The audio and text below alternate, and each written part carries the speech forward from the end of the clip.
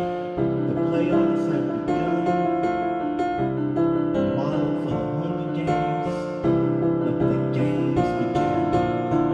They have already begun. Matter of fact, there's some teams that have to go into game three, while others are about to head into a game two. So let's talk about games that happened already and our prediction for the series. My name is Benjamin Black, aka Mr. GPI Game Plan Insights. Welcome back to another edition as we talk about the NBA playoffs and who do I think will move on to the second round. So let's go to the first series, Lakers Timberwolves. I'm gonna be honest, the way the Timberwolves came out, I had the Timberwolves losing in 6. I'm just gonna be honest, I had them losing in 6. But because Timberwolves took one, now they got home court and they play tonight too. So if I'm LA, yeah, you gotta win this game, because if you don't win this game, you're not going to Minnesota and taking both games. So now you're gonna go back to LA, most likely down 3-1, and now the Timberwolves gonna flip the script, probably losing LA. But knowing them, they might just say, hey, let's just mess around and win LA, so they don't have to travel. They can just stay where they are. So right now, this prediction is looking a little bad, but I'm not gonna flip-flop. I think the Lakers will find a way to pull out. In 7 now, I had 6, but because Minnesota won, and yeah, I think I have them pull out in 7, which makes them vulnerable for the next round, depending on who they face. We want to talk about another game that happened, that's going to happen tonight. Damian Lillard returns from a blood clock situation that could have been very dangerous. Game 2 against Indiana. This team low-key has a rivalry with Indiana.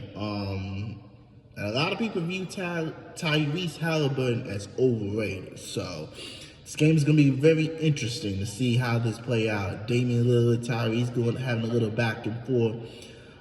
That's what you like in the spirit of competition. They're going back and forth. Game 1, Indiana. Yeah, Indiana pulled away. Giannis, good game. Everybody else, poor. Kyle Kuzma, 0. This man had a Tony Snell stat. Zeros. Everywhere. 0. Taurean Prince had 0 too. So yeah, you're not gonna win a lot of games when 2 of your starters have 0 points and they're playing 15 plus minutes. That just cannot happen. Indiana's a little sneaky. They're the same team that went to the Eastern Conference Finals last year, and look, they beat the Bucks. They have a chance against Cleveland. Cleveland, although Cleveland has been the number 1 seed for a little while, probably for the whole season almost, there's one team that really has their number, and it's Indiana. Indiana's 3-1 against them. So if Cleveland makes it out the second round, which I think they do, I think they're going to get swept. I'm going to get to that one last. Yes, but honestly, if Indiana makes it out and they got to face Cleveland, I'm going to give Indiana a good shot. I don't think they're going to win, but don't be surprised if Indiana and Boston facing a rematch of last year's Eastern Conference Finals. I will say that. But for that series alone, I want to say Bucks. I don't know, because I don't trust Doc Rivers as a head coach. You know what? Screw it. I'm gonna go Pacers in 7. I just don't know if Indiana can go to Milwaukee and steal a game. I think that's my only gripes. If they can, then they're definitely winning 5, like they did last time. But Dame didn't play, and remember, this is the first time Damian Lillard and Giannis have both played in the playoffs together, so it's going to be very interesting to see that. So I have Indiana in 7, but I feel like the Bucks can win it in 6, because you would trust Damian Lillard and Giannis Antetokounmpo over anybody on the Pacers, like star-wise, to be clutch in the playoffs, and I think it's hard. I'm just gonna stick to it. I'm gonna go Indiana in 7. Might be wrong on that. Maybe be less than that. But Indiana said, I think if Indiana wins tonight, or if Milwaukee wins tonight, I think this goes 7 or 6.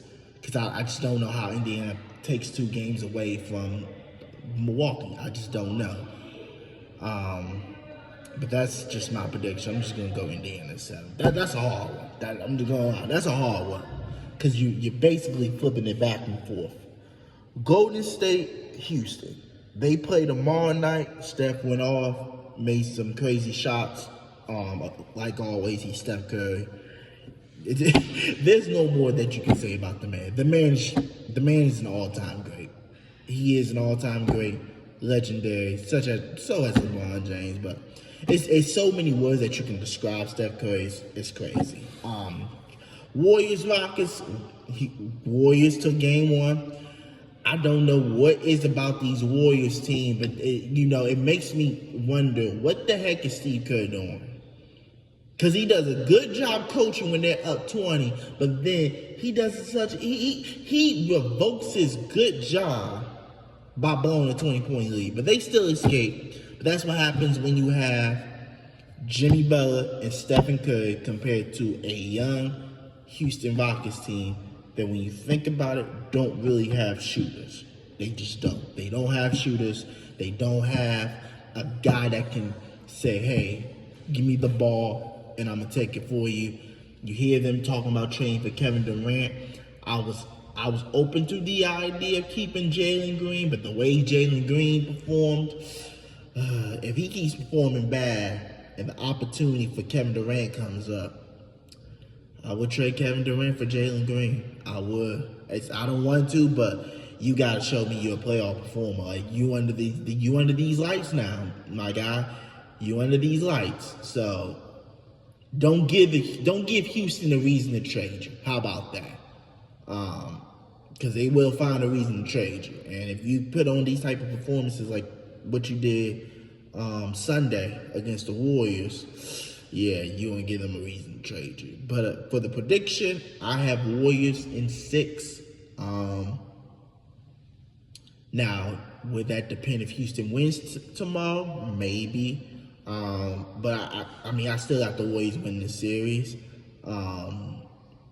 Chasing is not Oracle, so you do expect the Rockets to at least take a game, because the Warriors have been vulnerable at home. They did lose, before the play-in game, they did lose 3 straight home games. So, yeah. But I just think Warriors are too good of a matchup for Houston and their inexperience. Fred VanVleet hasn't really shot the ball all year long, and it's still a problem. And what's good, y'all? I'm back. I had from the location I'm currently recording this in. I'm at work recording this, so somebody came by and see, what we have going on in here. But I think I was at the Houston and Warriors series. I had Warriors in 6, honestly. I think if Houston loses tomorrow, I would definitely say Warriors in 6. I think Warriors would take one of the 2 at home. They go back to Houston. I think they just don't play as hard in Game 5 because they know they can close out on their home court. And I think by Game 6 in San Francisco, they'll close it out. So I got Warriors in 6 for sure. Now let's get to another series. Boston and Orlando. Orlando swept Boston this year, but then they lost. And the way they lost, I just don't know if you're going to if you're going to have an opportunity to win a game. Because they had an opportunity yesterday to win a game. And when your 3 best players are struggling, when Derek White had a good game, great game, 30 points, 7 3-pointers made, he had a great game. But when your 3 best players are struggling, Tatum, Porzingis, and Brown, and you're still losing by, I think 15 plus, yeah, it makes it hard. So I'm just going to be honest with you. I think Boston wins this in 5. I hope they don't do it in 4, but I think Orlando would take one in Orlando just because they got a talented squad. Orlando's problem was health. No ifs, ands, or buts. Their problem was health this year. I do think they need to get better players around Paolo and Franz. But honestly, I know the idea may sound crazy, but with both of them getting the extensions and all that stuff, do Orlando thinking about trading one or the other? And if you're thinking about trading one or the other, who would you trade? For me, I'm trading Franz. Nothing against Franz, because I think Franz is a good player. I just think Orlando values Paolo more, in a sense. Like they see Paolo as a franchise guy, and I just don't think they're gonna try, like they failed to him. Like he was number 1 for a reason. So yeah, I just don't see Orlando giving up on Paolo. Plus he won Rookie of the Year. So when you win Rookie of the Year, you already in good standings. But I got Boston in 5, and I think they win tomorrow. I don't think Jason Tatum struggles. I don't think Jaylen Brown struggles the way he does. I don't think Porzingis struggles. I don't think your 3 best guys struggles again. And the fact that you got beat by Derek White, who's very underrated. The fact that you got beat by him when your 3 best players, when their 3 best players aren't hitting the shots, yeah, pretty bad way to lose that game. But hopefully they can make it somewhat a series or somewhat respectable. But I think we evaluate Orlando next year. I think Orlando, they had too many injuries, and then when they came back, they just wasn't clicking at the right time. And then they clicked at the end of the season, but it's often them being the play-in. So I think next season for Orlando will be a little bit better. But you got to talk about the idea of Orlando potentially trading one of their guys to get, assets back and money, because you pay Franz. I think you pay Paolo. If you didn't pay Paolo, you're about to pay him soon. You pay Jalen Suggs a lot of money. I think 4 years, 113. Maybe my number is wrong, but you paid him. You paid him too. You pay KCP. Not a huge price, but you paid him. So you paid a lot of guys that's under your cap, and I know they were the 4th seed last year or the 5th seed, one of them seeds, but the fact that they kind of dropped, and I get it, injuries did kind of mess them up a little bit, but the fact they went from 4th to 8th, and we thought they was going to get better, it was a little disappointing, but, Orlando's still pretty good. Franz, Paolo, yeah, they're pretty good. So for Orlando's sake, I think next season we will determine, where Orlando is in the stepping stone of trying to compete for a championship. Next series. I'm trying to think off the top of my head. Oh yeah, OKC and Memphis. I think OKC sweeps them. I'm just gonna be honest. Either they sweep or gentlemen sweep. I think it's gonna be a sweep, but I can see the Thunder just playing with their toy a little bit. Every game that they play, OKC beats, Memphis by 13 or more. So, although this is competitive, it's a competitive matchup, it's really not that competitive. And they just got smoked by 50. OKC made history by winning by 50, bro. 50 in an NBA game, 50. Where's your pride in that? You got smoked by 50. And I get it, time, because they did play late Friday in the last playing tournament, and then they gotta go and travel, and and then they play the very first game of playoff weekend.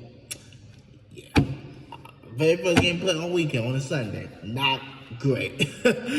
Didn't give them a few hours to really rest, so their legs probably burnt down. But I expect Memphis to come back a little better, but I just don't see Memphis. I think Memphis too overmatched for OKC. I think OKC's too overpowered for Memphis. I just don't think Memphis has enough firepower to really win, And Jaren Jackson Jr., good player, always get into foul trouble. Edey, same thing, foul trouble. And yeah, I just don't think they're gonna outplay. Isaiah Hartenstein and Chet when it counts. So I got OKC either in 4 or 5, honestly. Memphis wins. Well, if OKC wins tonight, you might get a gentleman's sweep. I'm just gonna be honest. It might be a gentleman's sweep, but to be fair to Memphis, because they are a decent team, I give them a gentleman's sweep. I give them one game. Cavs in Miami. This is where I'm very confident. I'm just gonna be honest, and not eat crow if I'm wrong. This is a sweep. Miami Beach, Sunset Beach, take the dogs off the leash. Cavs in 4. It's that simple. Look, and and shout out to my man James, who's a big Heat fan. Honestly, he's a big Heat fan. Congratulations to the Heat for making the gauntlet, beating the Hawks, beating the Bulls to make it to the playoffs. But your fairy tale ends right there. I don't have enough to compete. That's 1. 2, yeah, I'm sorry. So, like I said, Miami Beach, Sunset Beach, take the dogs off the leash. Cavs in 4. It's that simple. Sorry, Cavs in 4. I'm trying to think of any other playoffs that might be happening. I think I cover all the West. I think so. If I ran it down right, I got OKC winning their round. I have Lakers winning their round. I have Golden State winning their round. And then I have Clippers winning their round in the West. And then for the East, Detroit. That's right. I got Detroit winning in 6. I think Detroit matched up well with the Knicks. I don't think the Knicks the Knicks aren't the same team as last year. For me, the Knicks panic, which is why I want Tom Thibodeau fired. It's that simple. I feel like Tom Thibodeau time is up. He needs to go. You need a new voice, because the same is not resonating with these players. One, and we heard what Mikal Bridges said about them playing too much, and he's trying to deny like Mikal Bridges didn't talk to you. That's a guy you traded 5 first-round picks for. And he's the one that's coming out and said, dang, I think we're playing too much. Like, let our bench get involved a little bit. So if you, I think if Knicks lose this series, I think we're going to expect some changes. And I think the first change will be Tom Thibodeau being fired from the Knicks, bringing in a new voice. And then watch out for them in the Kevin Durant sweepstakes. See, this is why I say they panic, because last year, if I'm not mistaken, they were close to the Eastern Conference Finals. It was a Game 7 in their building. And yes, they lost, but Jalen Brunson got hurt. OG Anunoby was hurt. And this is why I was so frustrated with Tom Thibodeau, is because you really played your players. You played your players, and they got hurt. And it's like, dang, like you robbed us of a Celtics-Knicks Eastern Conference Finals low-key, because you kept playing your players 40 minutes a night, 44 minutes a night, thinking they're going to have the guys to finish and close games when it's time for them to close games, and they just didn't. So, I'm disappointed with Tom Thibodeau in that aspect. And then you panic and you got rid of Isaiah Hartenstein for Mitchell Robinson, who wasn't even able to stay healthy. So now you're banking on Mitchell Robinson to stay healthy in these playoffs, and he really haven't gotten back to the same defender that he once was. So you gave up on Isaiah Hartenstein because you traded 5 first-round picks for Mikal Bridges, and Jalen Brunson took an extension to get the team better, and you low-key made the team worse. So, how y'all helping Jalen Brunson now, in a way?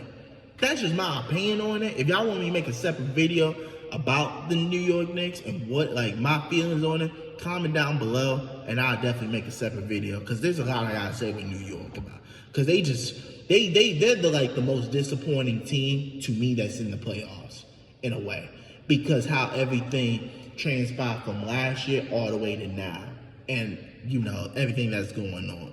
So now let's do it again. I have Clippers winning.